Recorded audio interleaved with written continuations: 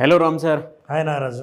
Visualisation 2.0లో happy money అందులో చాలామందికి అబండెన్స్ అంటే మీనింగ్ సరిగా అర్థం కాదు, అంటే ఎలా తీసుకోవాలి అనేటువంటి దాని మీద ఒక్కొక్కరికి ఒక్కొక్క క్యాలిక్యులేషన్ ఉంటుంది.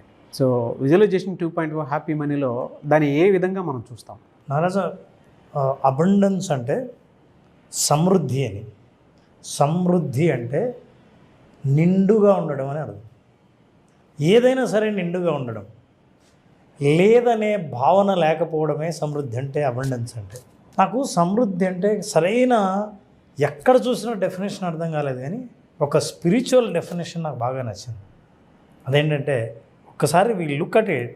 పూర్ణమద పూర్ణమిద పూర్ణాత్ పూర్ణముదచ్యతే పూర్ణస్య పూర్ణమాదాయ పూర్ణమేవ వశిష్యతే. అసలు అది నిండే, ఇది నిండే, అది పూర్ణమే, ఇది పూర్ణమే. ఈ పూర్ణంలోంచి పూర్ణం తీసేస్తే మిగిలింది కూడా పూర్ణమే.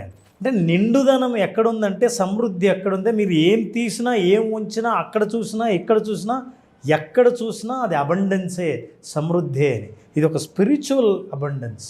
మైండ్ సెట్తో ఎప్పుడైతే నువ్వు ప్రపంచాన్ని చూస్తావో, నీ చుట్టూ ఉన్న వాటిని చూస్తావో, సమృద్ధి మనస్తత్వాన్ని మనం డెవలప్ చేసుకోవచ్చు. దీని నుంచి మనం అర్థం చేసుకోవచ్చు. ఏది తీసినా ఏది ఉంచినా నీకు కనిపించేది అదే.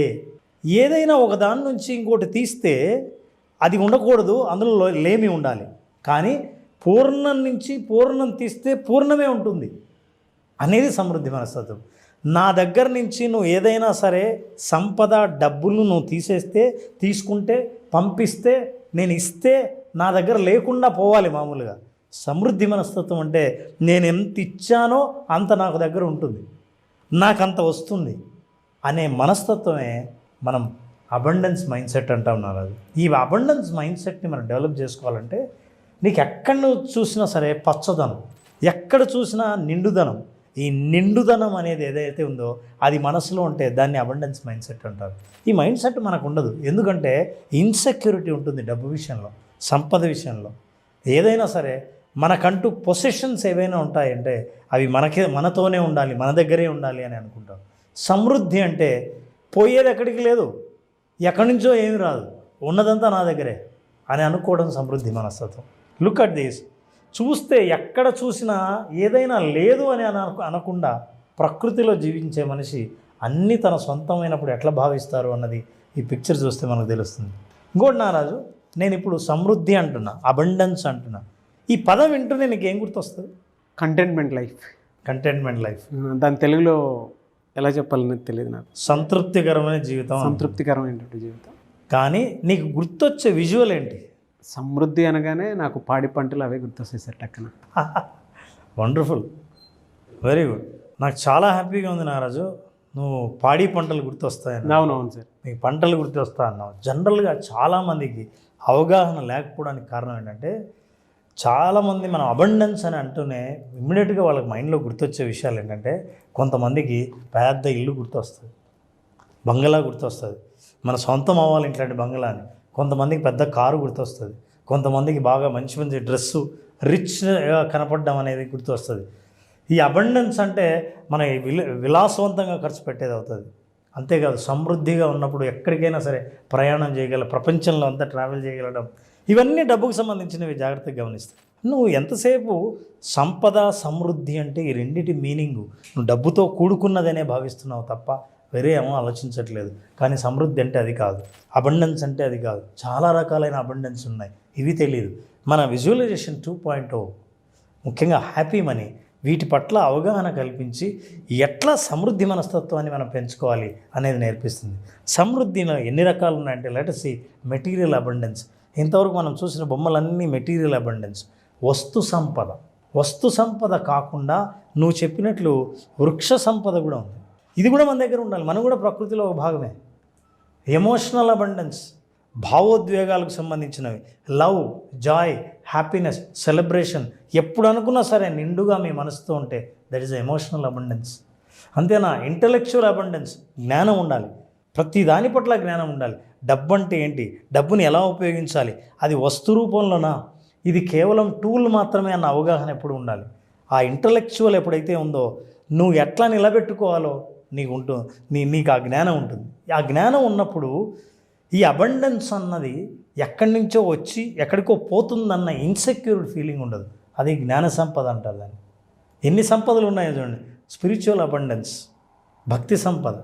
ఎప్పుడైతే జ్ఞానము వైరాగ్యము రెండూ కలిసితే భక్తి అక్కడ ఉంటుంది. ఈ రెండుకి సంబంధించిన అవగాహన కలిగి ఉన్న వాళ్ళు అబండెన్స్తో ఫీల్ అవుతారు. అంటే ఇది మైండ్ సెట్ అని ఎందుకు అంటున్నామంటే ఇది కేవలం మానసికంగా భావించేదే కానీ భౌతికంగా చూసేవి కాదు. ఆ అబండెన్స్ మైండ్ సెట్, నిండుదనం అనేది నీకు గట్టిగా ఉండాలి. And time abundance. చాలామంది ఫైనాన్షియల్ ఫ్రీడమ్ అంటుంటారు.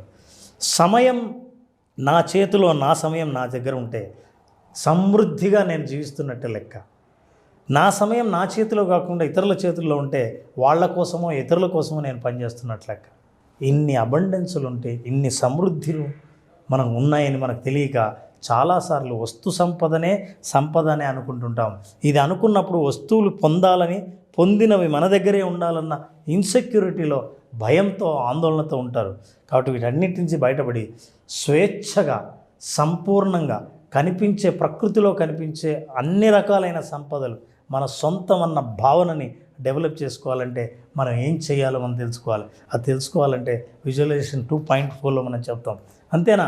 We have to understand abundance flows from inside out, not out side in. బయట నుంచి చూసే వస్తువుల నుంచి నేను నాకు అన్నీ ఉన్నాయి అనిపించడం కాదు, నాకు అన్నీ ఉన్నాయని అనిపించినప్పుడు బయట అన్నీ నావే అని కనిపిస్తాయి. అట్లాంటి మైండ్ సెట్ను డెవలప్ చేసేది real abundance mind set.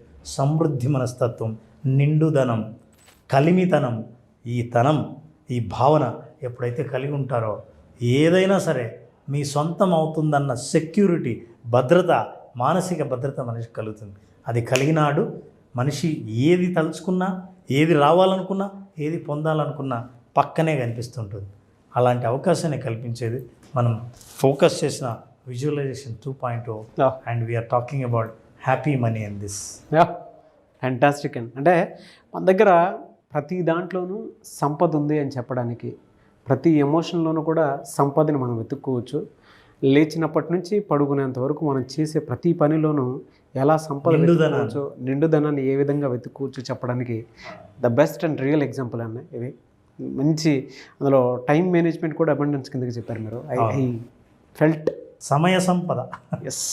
Thank you so much Ram sir. Thank you very much.